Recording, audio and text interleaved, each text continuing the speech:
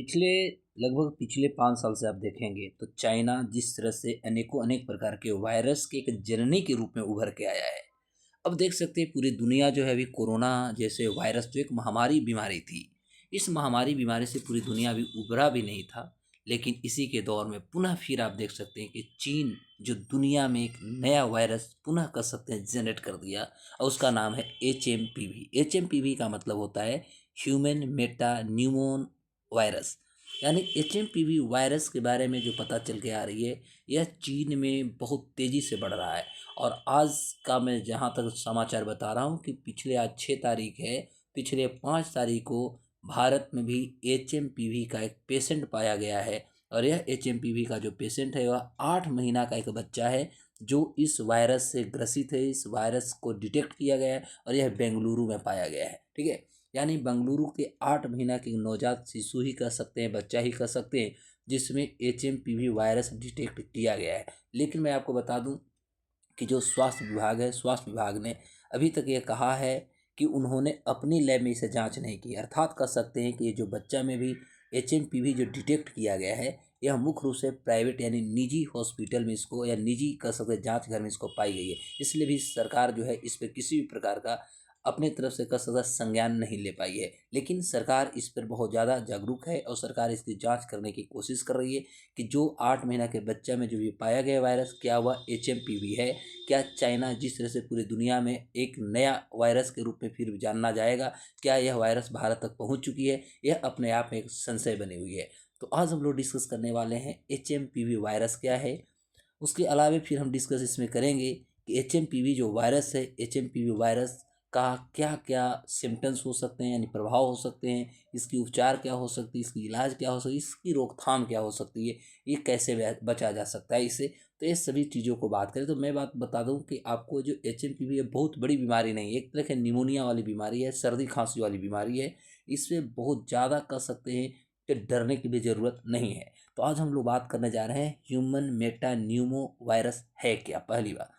तो अभी जैसा कि मैंने बताया कि भारत में इसके बारे में पता चल चुकी है, जो कि 8 महीना के बच्चा एक बेंगलुरु में जो है पाया गया है, डिटेक्ट किया गया है। लेकिन अभी हमने जस्ट बताया कि इसको लेकर के जो हमारा स्वास्थ्य विभाग है इन्होंने अपने तरफ से बताया कि मैंने इसको टेस्ट नहीं किया है, लैब में जांच नहीं की है। इस मामले में एक निजी हॉस्पिटल से रिपोर्ट आई है। चूँकि मैं बता दूं कि रिपोर्ट पर संदेह करने का कोई कारण नहीं बनता, क्योंकि यह वायरस यदि चीन से प्रसारित हो रहा है तो पूरी दुनिया इसके चपेट में आएगी, सिंपल सी बात है। इसलिए इस पर कोई संशय नहीं करना है और इस पर सरकार भी अपनी जागरूक है और सरकार अपने काम कर रही है। लेकिन विशेष तौर पर देखा जाए तो यह जो है आपका HMPV जो वायरस है, यह विशेष रूप से देखेंगे तो बच्चों में ही पाया जाता है, बच्चों में ही डिटेक्ट किया जाता है। क्योंकि सभी फ्लू का जो सैंपल्स होते हैं उस सैंपल में लगभग 0.7% जो होता है वो HMPV के ही होते हैं। इसीलिए यह बच्चों में ही खास तौर पे पाया जाता है। लेकिन अभी तक इसका वेरिएंट की बात करें, स्ट्रेन की बात करें, तो इस वायरस का स्ट्रेन क्या है अभी तक पता नहीं चल पाया। इस पर अभी संशय बना हुआ है और इस पर कहीं ना कहीं खोजबीन चल रही है। अब होता है कि आखिर HMPV है क्या, तो ह्यूमन मेटा न्यूमो वायरस जो है, इसमें आप देखिएगा तो इसका जो मुख्य रूप से हम काम की बात करें तो यह एक श्वसन वायरस है, यानी श्वास लेने में दिक्कत करती है, जो सामान्य सर्दी कारण होने वाली एक हल्के संक्रमित के समान इसको माना जा रहा है। चूँकि सबसे पहली बार देखेंगे तो HMPV को 2001 में वैज्ञानिकों द्वारा इसकी पहचान की गई थी। वहीं इस वायरस को न्यूमोवेरिडेड परिवार से संबंधित है, जिसमें श्वास की जो सिंकिटियस जो वायरस होता है, RSV जो होता है, और खसरा मम्प्स वायरस भी इसी के श्रेणी में आते हैं। तो HMPV की बात किया जाए तो HMPV जो वायरस है, यह देखेंगे मुख्य रूप से तो सर्दी और बसंत ऋतु के प्रारंभ में ये ऊपर और निचले श्वसन पथ जो होते हैं दोनों में संक्रमण ये कहीं ना कहीं उत्पन्न करता है। और एक खास तौर पे बच्चे जो होते हैं, बुजुर्ग होते हैं तथा कमज़ोर जिनकी इम्यूनिटी सिस्टम होती है, उनमें यह बहुत ज़्यादा पाया जाता है, यानी कह सकते हैं उनको अपने गिरफ्त में अधिक से अधिक लेता है।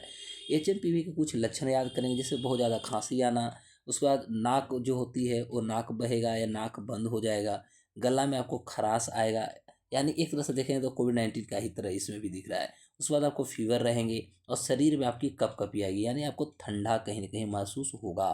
और HMPV के सभी प्रकार इसका जो प्रसार होती है, प्रसार में देखिएगा तो HMPV संक्रमित व्यक्ति के संपर्क में आने से ये वायरस जो होती है खास तौर पे वस्तुओं को छूने से भी फैलता है, एक दूसरे के संपर्क में आने से भी फैलता है। खांसी और छींक के जो स्राव होता है, इससे संक्रमित व्यक्ति के साथ यदि आप निकट संपर्क बनाते हैं तो भी फैलता है। हाथ मिलाने से भी फैलाएगा।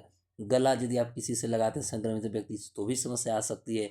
वायरस से दूषित दरवाजे की कुंडी या फ़ोन को यदि आप पकड़ लेते हैं तो भी आपको ये कहीं न कहीं संक्रमित कर सकता है। और फिर मुँह और नाक, आँखों को छूने आदि के माध्यम से भी ये फैलता है। अर्थात सिम्पटम्स देखिएगा तो कोरोना का ही सिम्पटम्स वो मोटा-मोटी दिख रहा है, ठीक है?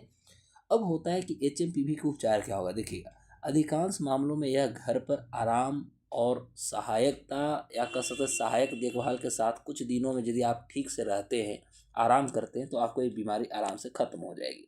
दूसरी बात, अभी जो देखा जाए तो कुछ लोगों में खास तौर पे ब्रोंकाइटिस और निमोनिया जैसे जो जटिलताएँ उत्पन्न हो सकती है, जिसको लेकर के उनको सबसे पहली बार डॉक्टर से मिलना चाहिए। चिकित्सा जो आवश्यक निर्देश होगा उसको फॉलो करना चाहिए।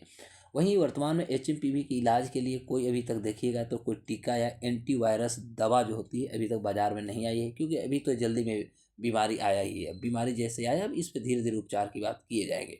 अधिकांश लोगों में बुखार और दर्द से राहत पाने के लिए ओवर द काउंटर दवाओं की ज़रूरत पड़ती है, यानी थोड़ा सा ज़्यादा मेडिसिन यदि दे दी जाए तो वह व्यक्ति बहुत जल्दी ठीक हो जाता है। अब होता है कि एचएमपीवी की रोकथाम कैसे किया जाए? बहुत सिंपल सी बात है। हाथों को बार बार आपको साबुन से धोना है, ठीक है? और पानी से भी धोना है। संक्रमित व्यक्ति के साथ निकट उसके कांटेक्ट में नहीं आना है।